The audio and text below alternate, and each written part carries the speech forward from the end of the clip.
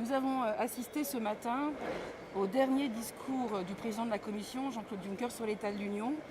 Et je dois dire que ça nous a évoqué à la fois tristesse et colère. Tristesse parce que bien sûr, dans les mots du président de la Commission, dans le discours, il y avait des idées que nous pouvons partager.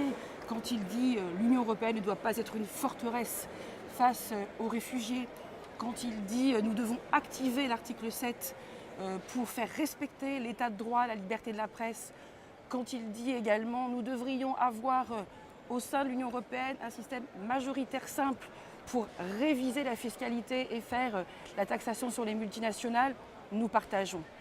Mais en même temps, c'est très triste parce qu'en fait, la réalité, c'est quoi? Ce ne sont que des paroles creuses. Il n'y a rien dans les faits pendant ces 4 ans de gouvernance de Jean-Claude Juncker pour confirmer cela. Et puis de la colère parce que quand il ne se rend pas compte que dans l'Union européenne, en fait, nous avons dégradé la situation depuis 4 ans, depuis sa présidence, que les nationalistes partout ont crevé les élections dans les États-nations, alors ça inspire de la colère que cette conscience-là ne soit même pas partagée par le président de la Commission européenne. Dans la nullité générale de ce discours, il y a eu un point saillant, inquiétant. Monsieur Juncker a dit qu'il fallait aider l'Afrique. Évidemment, nous pensons tous aujourd'hui que l'Afrique est un continent qu'il faut aider, avec lequel surtout il faut beaucoup plus coopérer. Surtout, nous pensons que l'Afrique, il faut établir des relations qui soient des relations égales.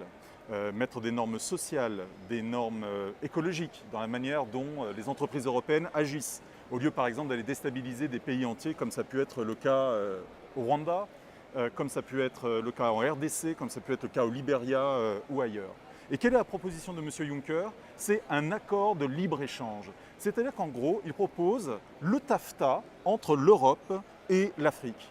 Est-ce qu'on pense vraiment que c'est ça qui va aider les populations africaines? Est-ce qu'aller faire main basse aujourd'hui sur la main-d'œuvre africaine, sur les jeunes Africains qui sont en train de créer du développement, de créer les conditions du mieux vivre, c'est vraiment aujourd'hui la prédation qui doit être le mot d'ordre européen vers l'Afrique? Évidemment, nous ne le pensons pas.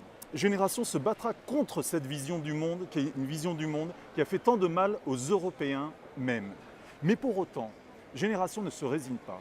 Nous, ce que nous croyons aujourd'hui, c'est qu'il nous faut un projet démocratique, bien sûr, social, bien sûr, écologique, bien sûr, et surtout d'une nouvelle organisation des relations entre les peuples, que ce soit en Europe, que ce soit à l'extérieur de l'Europe, qui rompe avec le libre-échange, qui ne devient pas protectionniste pour autant, mais qui trouve la voie d'une collaboration, d'une coopération équilibrée entre les peuples, de manière solidaire, responsable et surtout pour un développement commun. Isabelle, Guillaume, vous avez raison. Lorsqu'on écoutait tout à l'heure Jean-Claude Juncker, à croire qu'il venait à peine d'être élu président de la Commission européenne. Ça fait 4 ans qu'il est en place. C'est le 5e discours que nous entendons. Sur la forme, un discours plutôt bon, mais c'est Yaka Faucon. Que n'a-t-il pas fait, que n'a-t-il pas attendu pour mettre en œuvre tout ce qu'il apprenait tout à l'heure? Par exemple, lorsqu'il parle du sommet de Göteborg, le sommet social, le pilier social, lorsqu'il dit, voilà, il est temps maintenant de faire en sorte que le droit social soit inscrit dans la législation européenne. Chiche, monsieur Juncker, mais pourquoi attendre la fin du mandat?